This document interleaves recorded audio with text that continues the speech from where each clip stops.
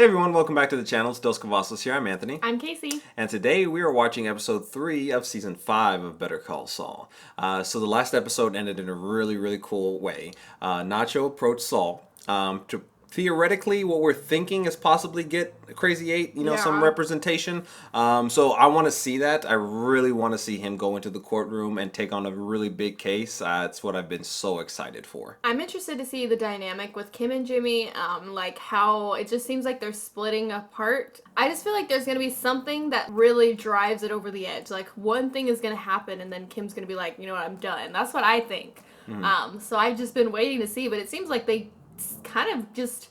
They don't, like, make amends, but they kind of, like, bandage up the problem and move on, like, each time they get in, like, a fight or something. I'm really curious, too, to see if, like, the whole situation with Saul possibly representing Crazy 8 is going to be, more of a Nacho suggestion to Lalo to, like, maybe further, getting, like, in good with him. I'm very curious to see, like, how that progresses, that relationship, because obviously Gustavo told Nacho, getting close with Lalo. I'm not sure if that's 100% going to do it. The fact that he was able to, recover the drugs from the last episode, it seems like it was a start because, he did give him a little bit more leeway there to, like, make a decision when to send the guys out. I don't think he's 100% there yet to, trust him with, like, his suspicions of Gustavo. Alright guys, well if you haven't already, please make sure to like and subscribe, hit that bell so you can stay notified for all our future videos, and let's jump into this next one. Yeah, we got a legal problem.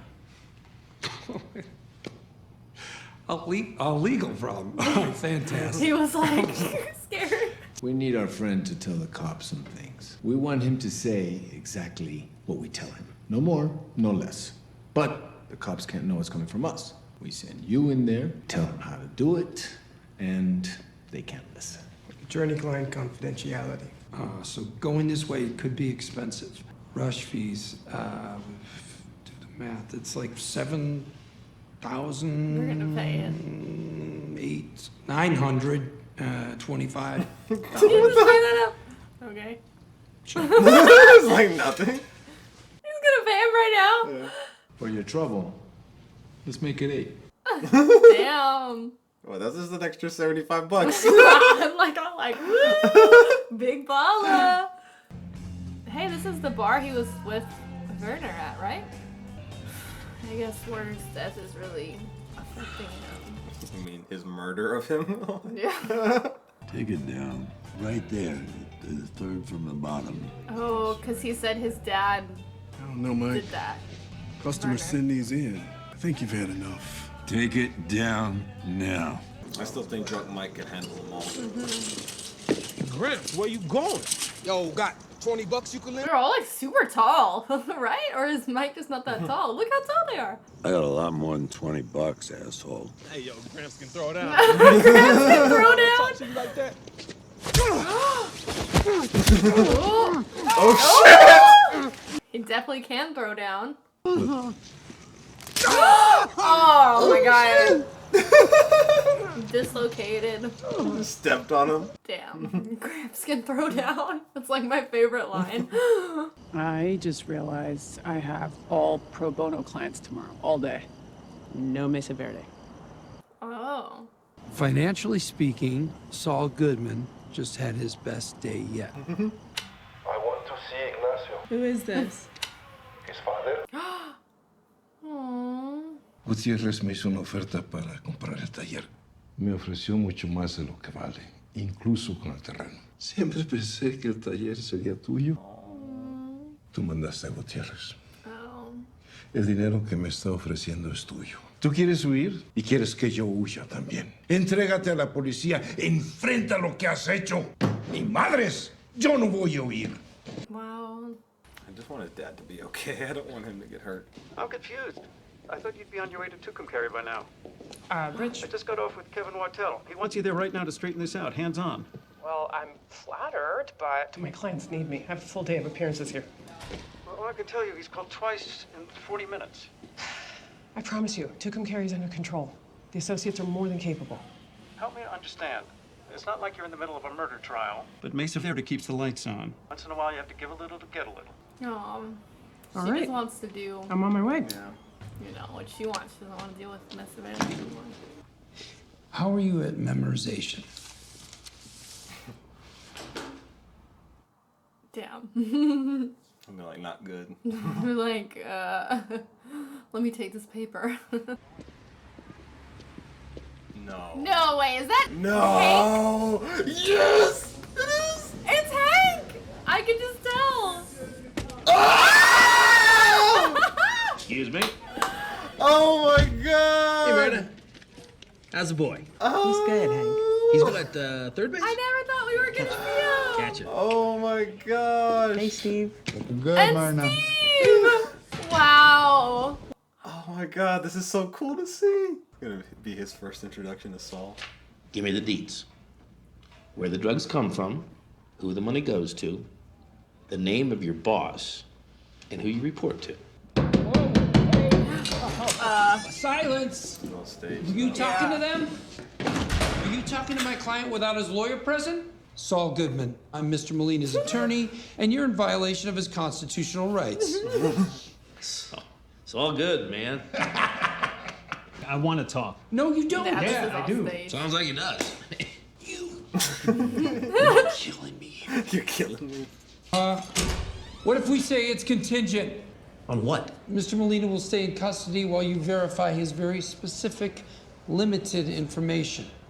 And what if what he tells us doesn't pan out?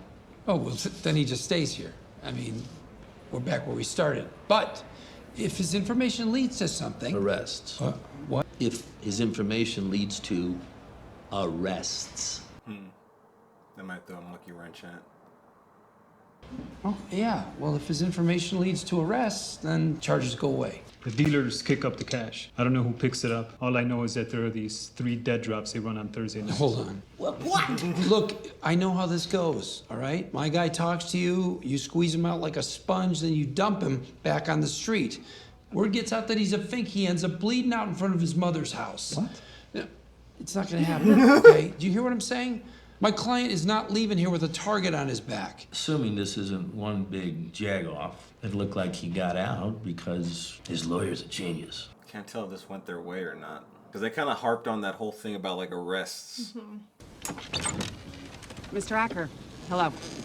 Trying to Thanks buy for his speaking with land. me. Oh, is he refusing? I think there's been a misunderstanding, and it's in everyone's best interest if we straighten it out. $18,000. That's a lot of money. I bet you with that I could buy a big old mansion and a swimming pool. Being sarcastic. Mr. Acker, we know. That big bank thinks it's gonna build a call center. You go around throwing people out of their homes. Well, not this house, sweetheart. You do not get to make up your own rules. No one is mistreating you here. We were trying to meet you halfway. The $18,000, guess what? It's off the table. Tomorrow, you come to your senses, you'll get 10. And you know what happens after that? The sheriff comes out and kicks you out of here, and you get nothing. It's the law, and it's enforceable. Your guy is now a confidential informant. What do you mean, like a rat? No, he's not a rat, no. I mean, well, if he's a rat, he's your rat. So, put it this way, you now have a hotline to the DEA. And not just now, anytime. You're gonna have to find a different attorney for future endeavors, because my schedule is just very, very tight. It's gonna piss him off. You'll make time. They want him. They're not gonna find anybody new. Once you're in, you're in. Who exactly did I just set up? I mean, if there's gonna be blowback, I don't want to be in the middle of it. It's not about what you want. Jesse mentioned that like when they killed Gale, like how long it took him to actually find that there's ice cream. And just in that short period of time, how things changed. Yeah. And Saul technically already was in ever since Tuco, you know, it's just been lying dormant for a little while. Hell, even before that, Slippin' Jimmy. Like, she just has like a good heart, you know, she cares about people. She dabbles in mischief, but she still cares about people. I found some houses I think you might like. I know moving's a big deal. I'd like to help you out with that myself, if that's all right with you. If we'd had a house, I never would have wanted to leave. You'll say anything, get what you want, won't you? If there's no money in those dead drops, Lala will know someone talked. He'll know you talked.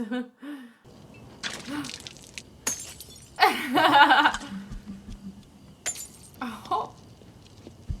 I'm gonna hit a car. I know, that's what I was thinking. I don't know how to get thrown out of your apartment. That last scene there was random. It was kind of a little fun there to see, you know, Jimmy and Kim share a little moment there. I Yeah. think that's what that was, possibly. I think so. Yeah. We saw Hank. I know that was so crazy. I got so excited to see Hank and Gomez. That was so cool. Like we've gotten that a lot with this series. You know, seeing all these characters. Yeah. I mean, I was gonna say Eight Ball. Crazy. Yeah, Crazy Eight was one of those characters. Obviously, that got brought back too. I mean, we've seen those obviously with Gustavo, Mike, but you know, it's always so cool to see. And then when you see a character as big as like Hank, Yeah. just pop up on the show, it just really like takes you back to like, oh my God, it's been Yeah. years since we've seen him on the screen, Yeah. and it's just so it's so cool. And even just like a subtle reference to Marie too. Yeah. Like I know I was like so geeking out thinking like, oh, what if not that he would say Walt at any reason why would he say Walt? But I was like, what if he does say Walt? What if he says his name? So it's funny like the little things I get excited for, just the concept of Walt's name even being mentioned. Yeah. I think it's interesting too that Gustavo's kind of forced into like complying with Lalo's plot, you know? Because it's like if they don't have the money there, they're gonna know, and it's like they want to keep Nacho close to him. So that's gonna be another interesting dynamic, and you can tell Gustavo's not happy about it because he doesn't like to do things that he didn't decide to do on his own. Yeah, and then he's also going to be losing that money too. But no, I think Gustavo's going to have to play the long game with Lalo, and you know this is just going to have to almost kind of like cut off a finger to save the hand type of thing. You know, he has to keep Nacho. Well, he doesn't necessarily have to keep Nacho, but it's definitely a benefit. He has that insight to the Salamancas because he has that lifeline, and he definitely wants to keep that open because man, Lalo is like. I don't want to say he's the worst of all the Salamancas because Hector's crazy. The twins are, the brothers are crazy. Obviously, Tuco's fucking nuts. But each one of them has their own like flavor. Yeah. And Lalo is just he's kind of fun, but like in a crazy way, almost kind of like Neganish a little bit. Like, you get that vibe from him from like The Walking Dead. Like he carries himself that way. He's very charismatic. So it's really fun to see his character. All right, well, if you haven't already, please don't forget to subscribe, hit the bell so you can stay notified for all of our future videos, and we'll catch you next time. Bye, guys.